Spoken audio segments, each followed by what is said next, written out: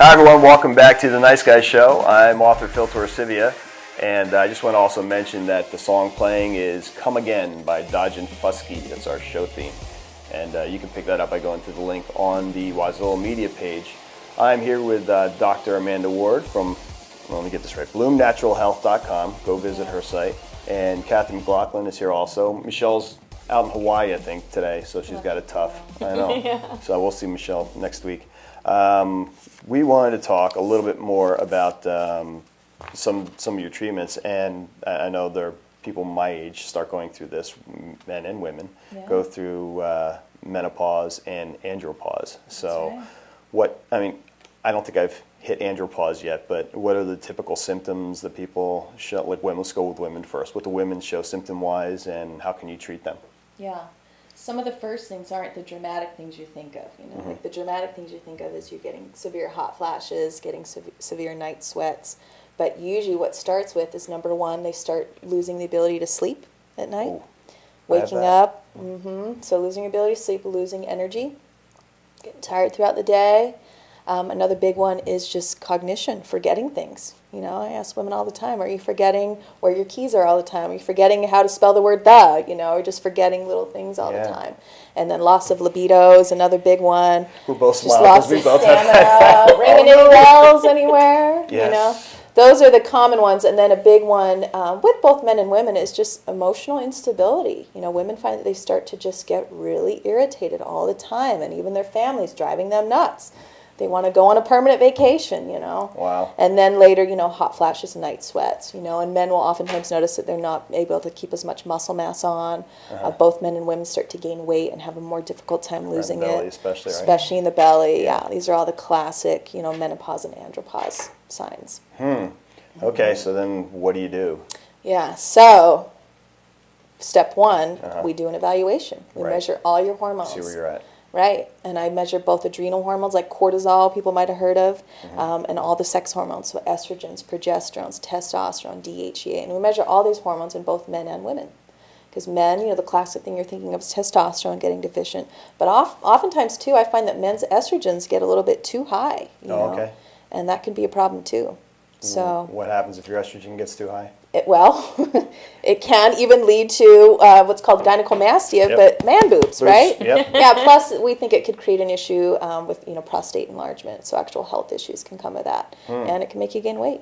Okay, that's not good. Not good. Okay, so after you do the panel and you figure out what's missing, Yep. then the beauty is we work with what's called a compounding pharmacy, and we work specifically with a healthy aging compounding pharmacy. So they literally will custom blend exactly what we tell them to make just for you. Okay. If you need a certain milligram of one hormone and a certain milligram of another hormone, they can combine that together, and they can put it into any form you need. Either a lot of times it's transdermal creams, so a little bit of cream that you put on your skin. Oh, that's simple. It can be, very simple. It's usually creams. It can be a pill. It can be a sublingual drop. Whatever I know that person needs. Wow, all right, that's better than a needle. I'm not big on needles. Yeah. You've probably had a ton of Right. needles, right? So used to by now. Yeah. I'm reading No big deal. one book. It's called Me and the Ugly Sea, and it's I think the girl's name is Becky Dennington, and she's talking about her cancer treatment and just, she's getting stabbed left and right, and she has a port where they can actually feed her IV, so it's it's a direct line right in. I just get the chills reading it, and plus when I was married, my wife had some fertility issues, and she's a nurse, so for her it was like nothing, as far as giving someone or taking a shot, no big deal.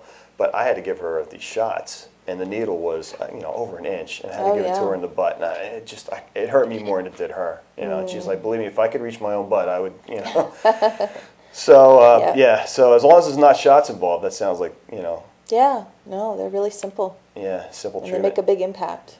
Now, let's talk a little bit about the costs of treatments, like something like that. I know it's going to vary, obviously, based on the case. But there's probably a stigma out there that people think that natural health is the more expensive alternative. Right. Is that true usually, sometimes, never? Well, yeah, that definitely is the stigma. And really, first of all, it's an investment in your health, which is the best investment you can ever make. But definitely up front, it feels more expensive. But like I said, there's been studies that have inconclusively proven that it's much, much more cost effective long term. You know, for example, you're getting your hormones. You know, the average hormone prescription from the pharmacy is maybe $40. Oftentimes, insurance will cover that, which is cool. You're taking your supplements. Sometimes you're getting, you know, injections. If you're at my clinic, we do, you know, nutrient injections and things like that. So it feels like it up front, but if you compare that to when, you know, most of my patients who weren't preventive, if they end up having to get costly surgeries and stay on a lifetime of drugs and medications, we're talking tens of thousands of dollars, Right, you know. and time. Yeah, lost. versus, you know, maybe a couple $100 a month startup to just kind of get yourself back on track. Yeah, you can't put a price on health, really. No, it's the only thing you have. Once that's gone, Right.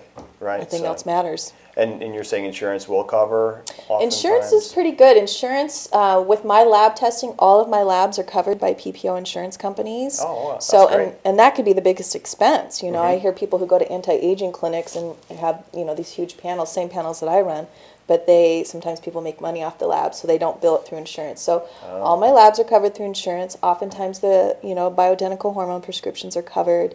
And then we always give you what's called a super bill, so you can submit that to your insurance. And sometimes people get reimbursed for their office visits with me and for, you know, the injectable nutrients and things like that.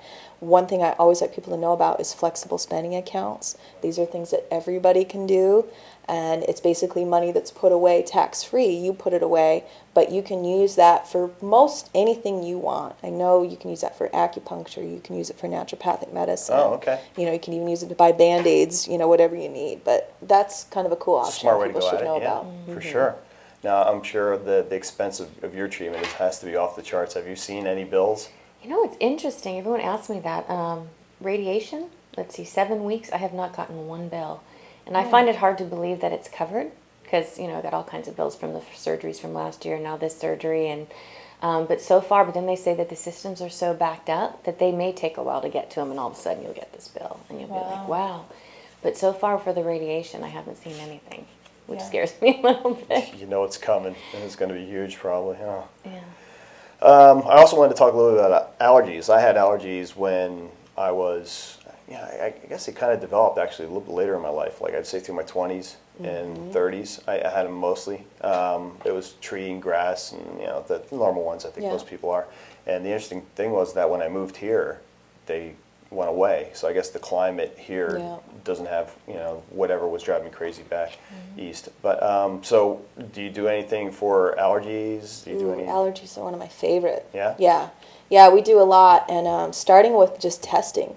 A lot of people think that all allergies are just mediated by, you know, pollens and dust and the Yeah. classic things, Yeah. but we don't realize that, number one, that the state of our immune system is going to affect how reactive we are to different allergens. You know, so even if you have, say, a dust allergy and you're, you know, around dust all the time, depending on how your immune system is, what your diet is, there's a lot of factors that will determine how reactive you are. So one thing that we find kind of affects people's immune systems you don't think of is actually food allergies. And if you're eating foods every single day that your body's a little bit reactive to, it can make your immune system more reactive to other allergens. Oh, okay. So, and this is just a simple little finger stick you do in office, and we can determine the 100 most common foods. What are you allergic to? Huh. So we can do that. I also utilize a technique, it's called NAET, which is an allergy elimination technique. And this is really cool. This is, we use muscle testing, which means there's no pricks, there's no, you know, injections down the back, all those things. We simply put an allergen in your hand and we test the strength of your muscle, and we can determine, you know, foods, chemicals, pollens, dust, all these different things you might be allergic to, and then we actually eliminate the allergy to that. It's using Chinese medicine. Chinese medicine, they view all illness as a blockage in a meridian, so we can actually unblock a meridian to an allergy that you have. Wow. And we've seen it with cool stuff. And it Even works. people who get, you know, anaphylaxis when they eat shrimp, you know, we've seen that response go away, you know. So we do a lot of allergy testing and allergy treating. I'm going to That's have to important. have, can you give me something that I can put at my front door so that when I have dates come over, they're not allergic to my cats? Absolutely. I have that all the time. Stick 'em. People come in and they say, I'm in a great new relationship, but I'm terribly allergic to their cat. Help me. and we help them. We get Really? them not There's a way? reacting. There's a way. But I heard, I mean, you That's just build awesome. up immunity to it over time too, right? Normally, like with cats. Or Well, maybe not? again, it's all about just having a healthy immune system. Okay. You know, immune systems can be underreactive, which is not cool, and they can be overreactive, which is not cool. So it's just about balancing that. Yeah. And we can use different techniques and diets and, therapies to balance that out.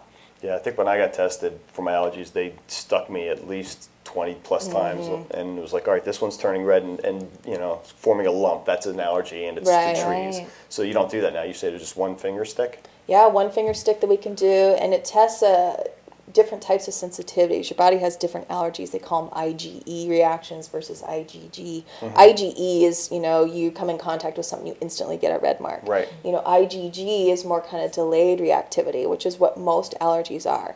Most allergies are, like you eat some wheat, and then an hour later you have a stomach ache, or an hour later you get a headache, Yeah. or you Yeah, just feel gluten irritable. problem. We Yeah, don't yeah. realize that some of these allergy symptoms are more subtle.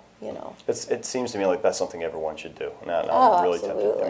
mean, I think you should get your allergy test, and you should do a blood panel. I mean, Absolutely. and how often should people do this kind of thing though? Is that like a yearly or? For the basic stuff like that every year, when patients first come to me, again, most of them are kind of chronic cases. They've been dealing with pretty big issues for a long time. So I usually start them off with that discover process. We run a usually pretty big panel of tests, identify what's going on and what we're going to do about it. I work in a 3-month health plan, so we're on a plan for 3 months. They're changing their diet. They're taking different nutrients and supplements. Sometimes they're doing injectable nutrients, hormones, whatever it is. And then in another 3 months, we retest almost everything Okay. to really see the changes. So usually I start out with a 3-month time, but for basic things like allergies and that, yearly is a great schedule. How often do they come see you during that 3-month time?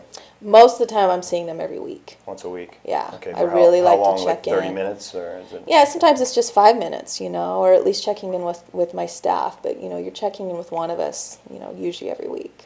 Okay, well, that sounds like something good to me. I think I'm actually going to do it. I'll go in, I'll get Do this it. stuff done. Yay. Be great. And You then, can talk as long as about it doesn't it. come out to be too embarrassing, I'll talk about it. On here. Ooh. I know I'm What not could we allergic to find? cats because mine are all over me all the time.